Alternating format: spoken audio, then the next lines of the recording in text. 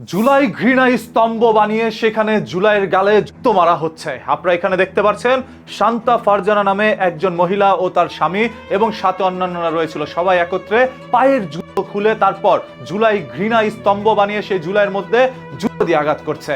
এরকম একটি বিষয় ঘটে গিয়েছে আমাদের এই বাংলাদেশের মধ্যে ভাই। পরবর্তীতে পুরো দেশ যেন উত্তাল, যারা জুলাই মানেন তাদের বুকে যেন আঘাত লেগেছে। এই জুলাই আসার পর কিছু সংখ্যক মানুষ নতুন করে এক স্বাধীনতা পেয়েছে বলে এটাই ভেবে নিয়েছিল, সেই সকল মানুষগুলো আজ কষ্টে যেন বুক ভাসিয়ে দিচ্ছে। শুধুমাত্র এই শান্তা ফারজানাই নয়, আমাদের বাংলাদেশের পরিচিত মুখ হুমায়ুন আহমেদের স্ত্রী শাওন থেকে শুরু করে আরো অনেকেই এইভাবে জুলাইয়ের বিরুদ্ধে প্রকাশ্যেই জুতো নিক্ষেপ করছে। যে জুলাইতে জীবন দিয়েছিল আমাদের দেশের হাজার হাজার তরুণ এবং গুমের শিকার হয়েছে অসংখ্য মানুষ, যাদের খোঁজ এখন পর্যন্ত মেলেনি। আর সেই জুলাইকে নিয়ে এখন হাসি ঠাট্টা অপমান অপদস্থ করে যাচ্ছে এই সকল নারীরা, যারা কোনো একটি দলের হয়ে কাজ করছে, কোনো দেশের কোনো চক্রের হয়ে কাজ করছে।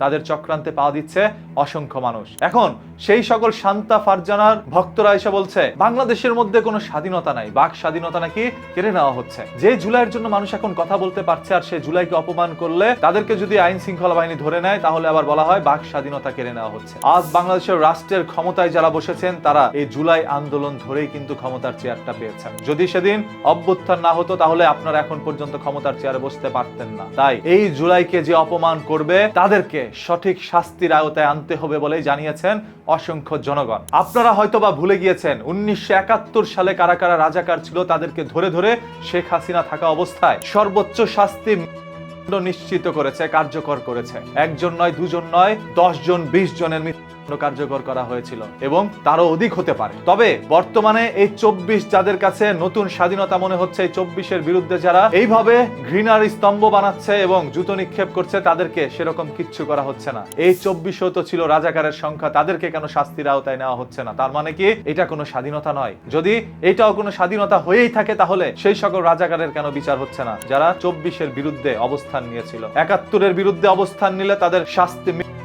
আজ পর্যন্ত জামায়াত ইসলামী দেশের মধ্যে রাজাকার সংগঠন হয়ে গিয়েছে সবার কাছে, তবে 24-এর বিরুদ্ধে যারা কাজ করেছে তারা কেন রাজাকার হলো না? প্রশ্ন সেখানেই। আজ হুমায়ুন আহমেদের স্ত্রী শাওন, সেই সাথে ফারজানা আক্তার রয়েছে তাদের সাঙ্গপাঙ্গরা, যারা জুলাইয়ের বিরুদ্ধে লিখছে জুলাই সিডিআই, মানে তাদেরকে যেটা সবসময় মানুষ করত গোপনে সেটা তারা এখন প্রকাশ্যে লিখে যাচ্ছে। এই দুঃসাহস তারা পেয়েছে কোথা থেকে, বা কারা তাদেরকে এই সাহস দিচ্ছে? আপনাদের সবার কমেন্ট করে মূল্যবান মতামতটি জানাতে পারেন ভাই। এখন অনেকেই বলবেন আমি জুলাইয়ের পক্ষ নিচ্ছি, 71-এর পক্ষ কেন নিলাম না? আমি কোনো জায়গায় কোনো পক্ষপাতিত্ব করতে আসিনি, যেটা সত্য সেটা আপনাদের সামনে উন্মোচন করলাম। জানতে চাই আপনাদের মতামত, যারা নিজেকে অনেক বড় চুলওয়ালা মনে করছেন। সর্বশেষ এই ধরনের সকল তথ্য পাওয়ার জন্য এখনই নিউজ কি চ্যানেলটাকে সাবস্ক্রাইব করে রাখেন, ফেসবুকে দেখে থাকলে এখনই ফলো করে দেন। কথা দিচ্ছি এরকম লুকোনো সত্য তথ্য আপনাদের সামনে শেয়ার করবো, আপনারা যেন তাতে সতর্ক থাকতে পারেন।